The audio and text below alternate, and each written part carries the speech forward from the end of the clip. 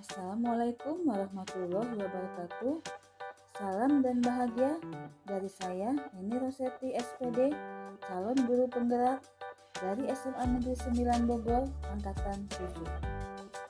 Pada kesempatan kali ini, saya akan memaparkan tentang aksi nyata penerapan modul 1.1 tentang refleksi filosofis pendidikan nasional Ki Hajar Dewantara.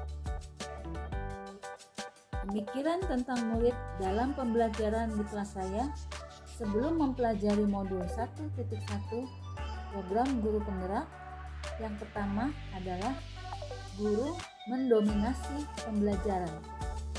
Kedua, pembelajaran berfokus pada materi untuk tercapaian KKM. Ketiga, guru kurang memahami karakteristik murid. Keempat, siswa pasif dan motivasi belajar rendah. Kelima, yang penting kelas tenang dan hanya fokus kepada siswa yang memahami materi saja. Perubahan pemikiran tentang murid setelah mempelajari modul 1.1 program guru penggerak refleksi filosofi pendidikan Ki Hajar Dewantara. Pertama, guru harus tekuni handayani dalam pembelajaran. Kedua, pembelajaran berfokus dan berpusat pada murid. Ketiga, guru harus menghargai karakteristik belajar murid. Keempat, mengemas pembelajaran secara menarik agar motivasi belajar murid meningkat. Kelima, memberi kebebasan kepada murid untuk menyelesaikan setiap tugas sesuai dengan kreativitas masing-masing. Perubahan pertama, saya menyadari bahwa pendidik harus berperan dalam menuntun, mengasuh, membimbing anak sesuai kodratnya agar jiwanya merdeka lahir dan batin. Guru memberikan kebebasan pada anak dalam memilih gaya belajar yang mereka sukai. Seperti dalam trilogi pendidikan Ingarso Suntulodo yang artinya pendidik berada di depan, memberi teladan kepada anak didiknya. Kemudian Ingmadio Mangunkarso yang artinya pendidik berada di tengah, mampu membangkitkan semangat anak didiknya. Yang terakhir adalah Tutwuri Handayani, pendidik berada di belakang, mengikuti dan mengarahkan anak didiknya agar berani berjalan di depan dan sanggup bertanggung jawab.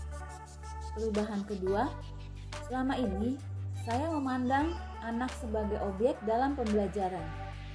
Harusnya mereka adalah subjek pembelajaran, merekalah pemegang kendali pembelajaran. Anak bukanlah kertas kosong, melainkan samar-samar, telah terisi tulisan dan pendidikan berusaha untuk menebalkannya. Perubahan ketiga, pembelajaran di kelas berlandaskan sistem AMONG, bertujuan untuk mendidik anak sebagai subjek, bukan objek. Anak adalah pusat pendidikan. Dalam pembelajaran tidak bersifat paksaan, melainkan memberi tuntunan bagi hidup anak agar dapat berkembang dengan selamat, baik lahir maupun batinnya.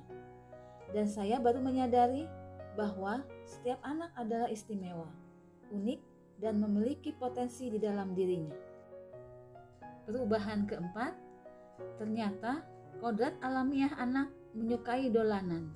Pembelajaran yang dilakukan di sekolah diselingi dengan kodrat alamiah anak itu, yaitu menyukai permainan yang menyenangkan, sesuai dengan budaya setempat dan simulasi permainan dalam pembelajaran.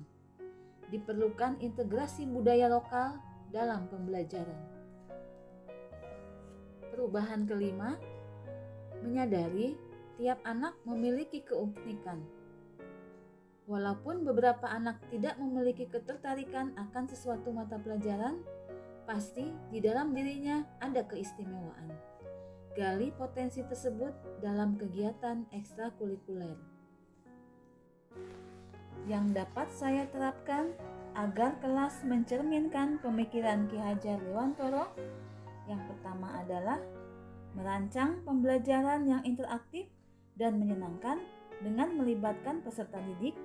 dengan terlebih dahulu melakukan diagnosis non-kognitif awal tentang gaya belajar, model pembelajaran yang diinginkan anak, dan penugasan yang ingin dilakukan oleh anak. Kedua, menerapkan pembelajaran berbasis kearifan lokal dan budaya masyarakat.